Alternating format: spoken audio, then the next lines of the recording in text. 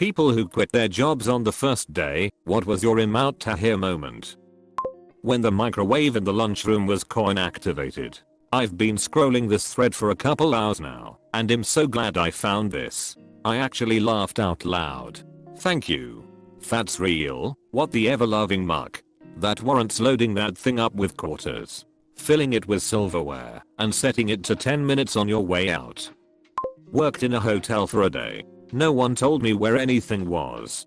Got chewed out for it. Guests enjoying their meals told me to pay no mind / I was doing a good job, and that my boss is a puss. I told the manager that I was quitting, and wouldn't be doing the next shift. I arrived the next day, returning a work uniform, and my supervisor approached me and yelled at me for being late. I told her I already quit, but if I was working, technically I was 5 hours early for my shift. Absolute nutcases. The not getting told how to something then getting told off for doing it wrong thing happened to me. I was so mad.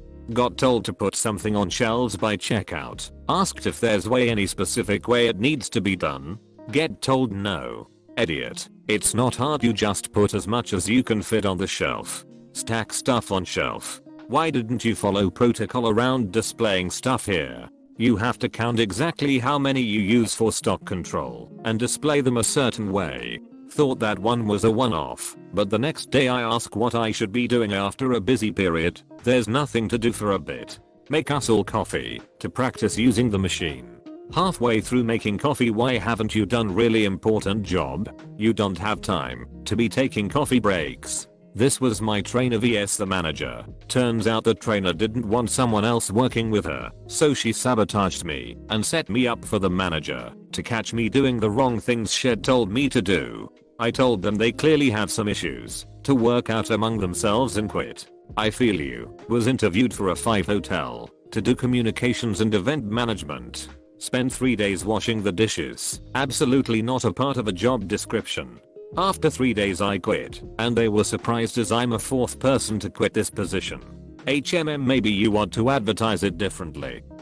I got a job at a Build-A-Bear knockoff at the end of a mall that wasn't very busy. My interview with the owners was interesting. They were an older couple who said that they had wanted to open a Chick-fil-A, but you need about $1 million to do that. My first day, one other girl was working, and she didn't really talk to me. I had basically no training, and she disappeared into the back. I was standing at the register area, which was underneath a giant storybook mushroom. A mother and her young son walk in and start to look at the best skin options. I greeted them and left them to look around. They ended up leaving after a couple minutes, and my coworker reappeared from the back with a cordless phone and handed it to me. It was my boss. He told me that when a customer walks in, he wants me to come out from under the mushroom to them come out from the mushroom. After he finished speaking to me, I hung up and went to my coworker and asked about the phone call. She said the place has cameras set up and the owners watch them from their house and call in a lot. I did not come back to work after that day. Not mushroom for improvement there. I worked at a place where the owners watched the cameras and called. I just took it, but had to co-workers walk out because they were sick of it. I've shared this story before, but I worked at a sushi restaurant and there was a sushi chef there named Mac that had been there for a while. He was pretty cool and we got along great when we worked together. His girlfriend also worked there as a cashier and a lot of times they were scheduled together. One Saturday that I was supposed to be off, I get a call from Carol, the female dog boss, asking me if I could come in. Apparently Maximum and his girlfriend had had enough of her and they both just straight up left and walked out of the restaurant. The place was pretty small, so usually it was just the cooks in the back, the sushi chef, and the cashier/delivery driver. So when they left, they basically left the place empty aside from the cooks, who did not speak English that well. I decided to take the shift for the extra money, and when I got there Carol was already there behind the sushi prep area making orders.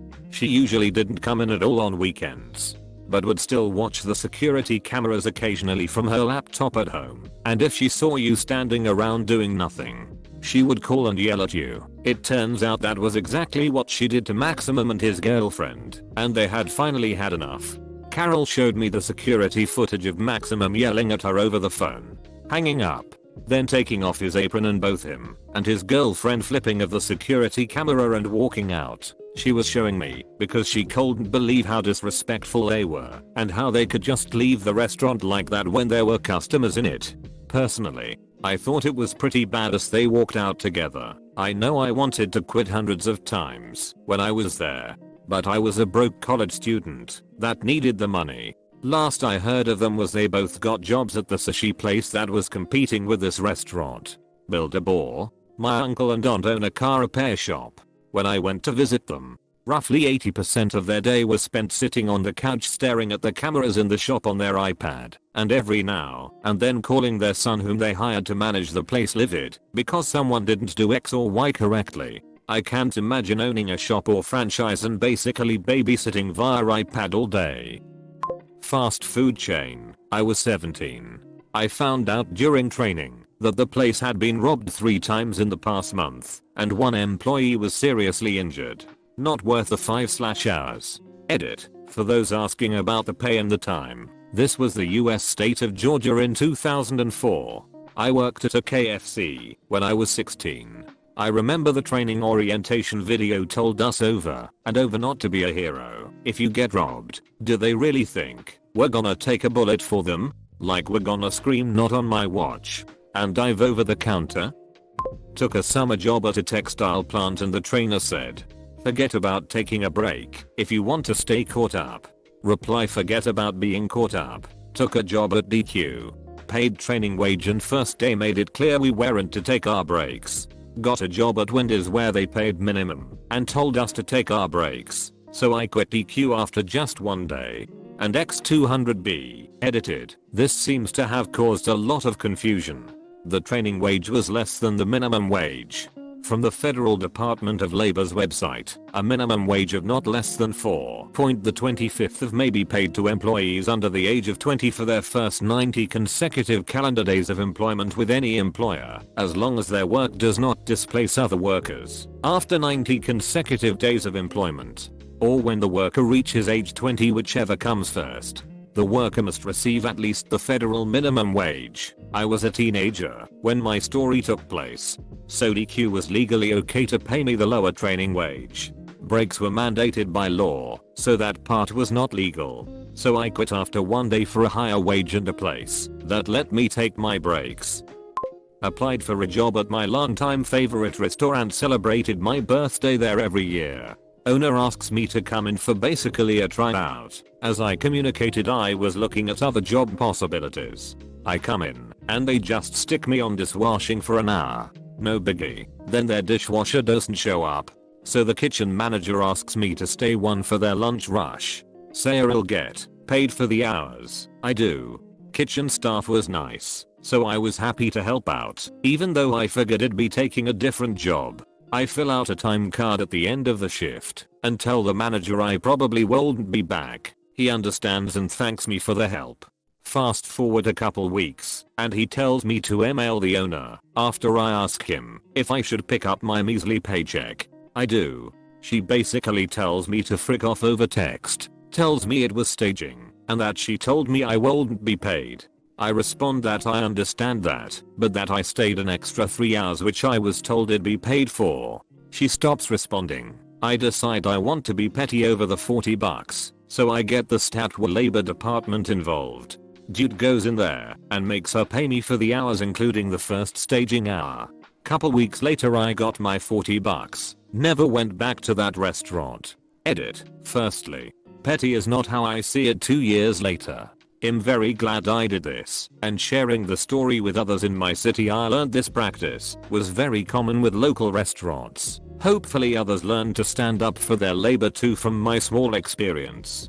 Secondly, this restaurant closed down a couple weeks after I got that paycheck. The owner made a long-winded complaint on the FB page about how the food culture had changed in the city and her restaurant didn't fit in anymore. Total bullpoop. They were always popular. Most people theorized the terrible mismanagement and employee abuse had caught up to her. You're not petty. I wonder how many other people they fleeced for free labor. That's bullcrap. Watch what happens if you took $40 out of the till. My very first job was at a little drive-in restaurant close to my high school. I showed up to work the first day. The lady said I had to pay her 50 for training. She showed me around the place and said that my pay would be 4.50/hour as a car hop. This was in 2010, and all the tips I made went into a bucket with all the other girls' tips. At the end of the night, she counted up tips, kept 20% for herself, and split the rest up evenly among every employee. Also, part of our job was one day a week we had to spend 4 hours cleaning her house. It seemed super shady. I literally left after listening to her go over all these rules. My dad was pissed until I explained, and another girl confirmed, and my dad agreed I did the right thing. Shady and highly illegal. Tip pooling is legal, but is supposed to be only with other tipped employees. Her skimming 20% off the top is not legal. Pretty sure you can't charge someone to train them for a job you hired them for.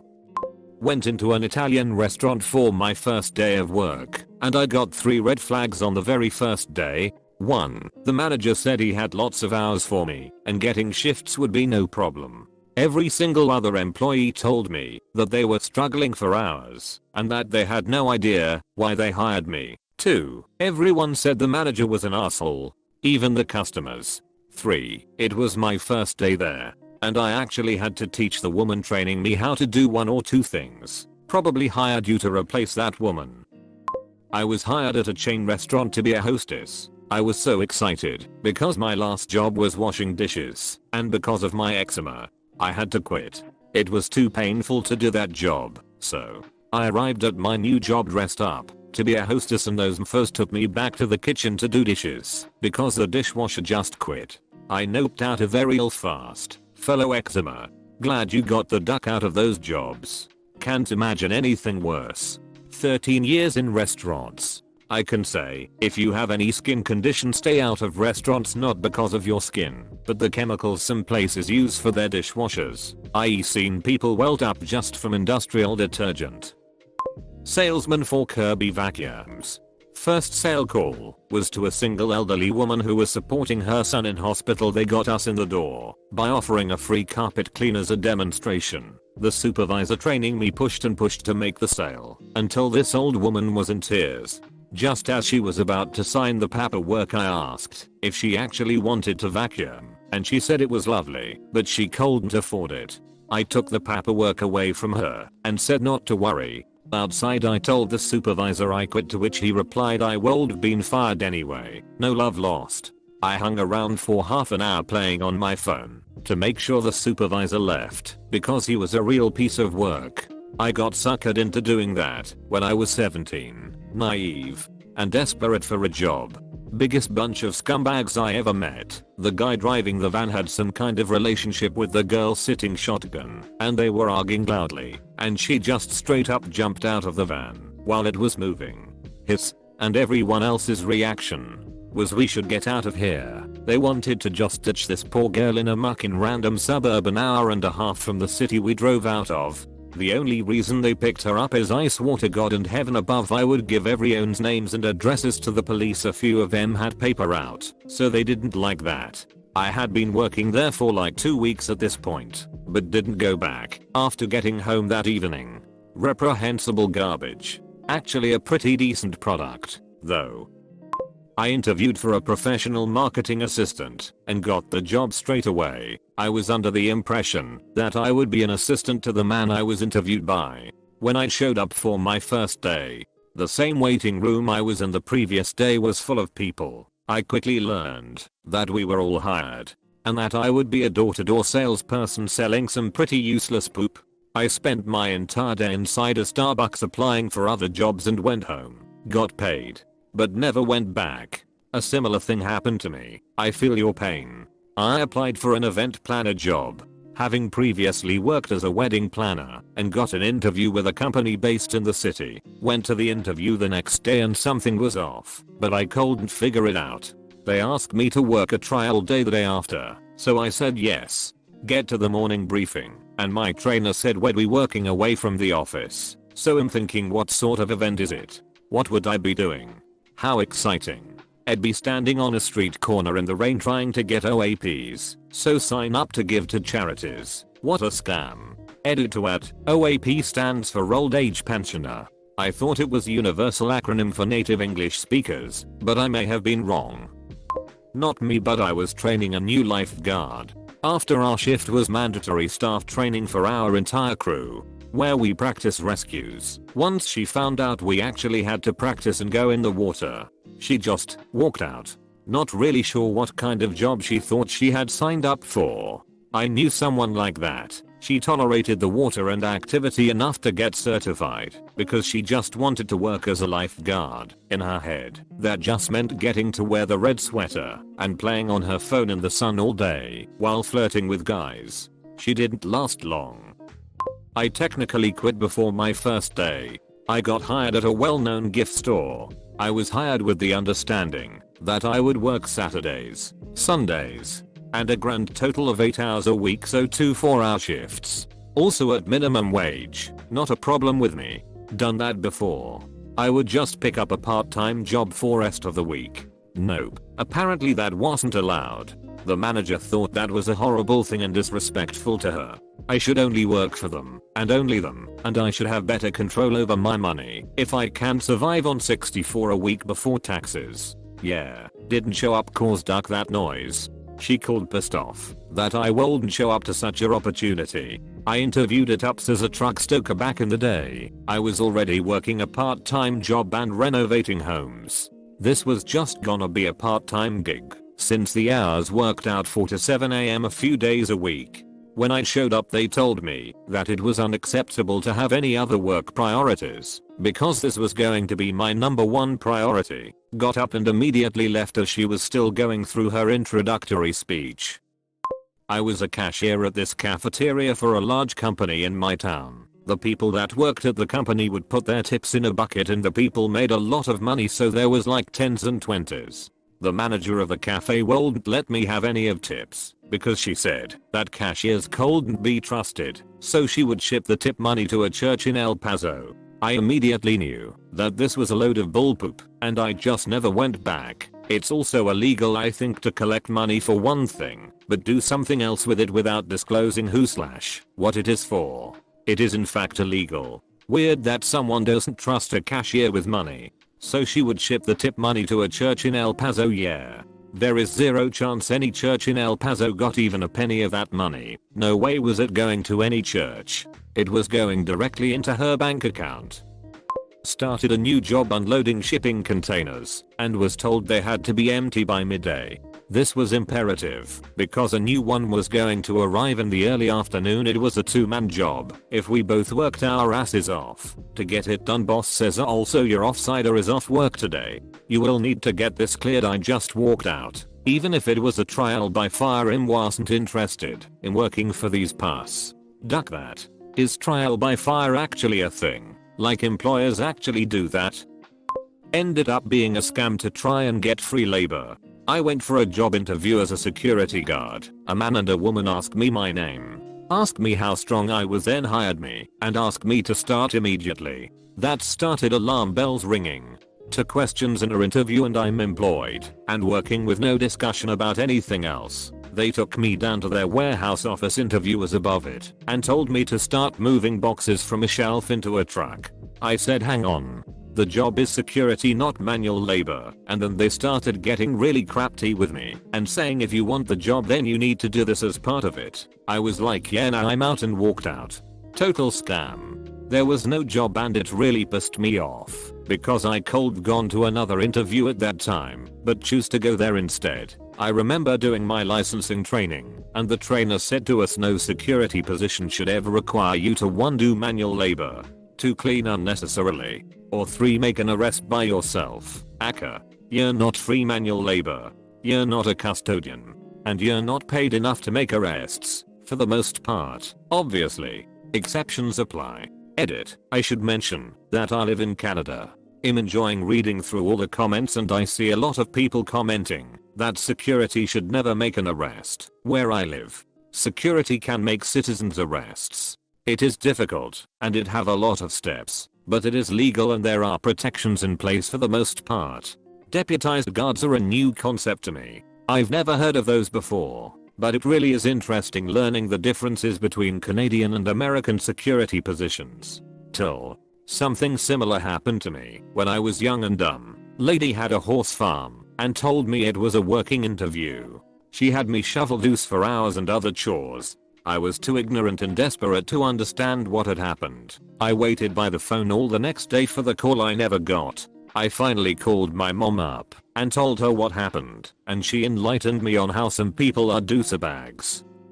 I had a job for one day selling home security equipment door to door. The whole idea was basically to make it seem like you're doing them a service and then lock the customer into 5-year contracts. My supervisor and I were in this one home of a family that hardly some English. The father said they had been struggling with finances, but my supervisor kept pushing it on them, and the customer seemed like he didn't fully understand what was going on. I couldn't in good conscience take these people that were already struggling and put them in a worse position.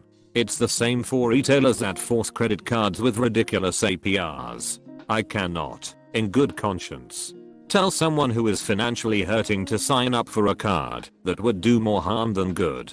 The worst thing is, they cut your hours if you don't get enough people to sign up for the cards. I was hired to be a waitress, which has a lower hourly wage due to tips. The entire shift they had me wash dishes in the sink, but paid me waitress wages. A few months later the restaurant was investigated for a number of fraud activity. That's illegal. They can't pay you waitstaff tipped wages if you're not getting tipped.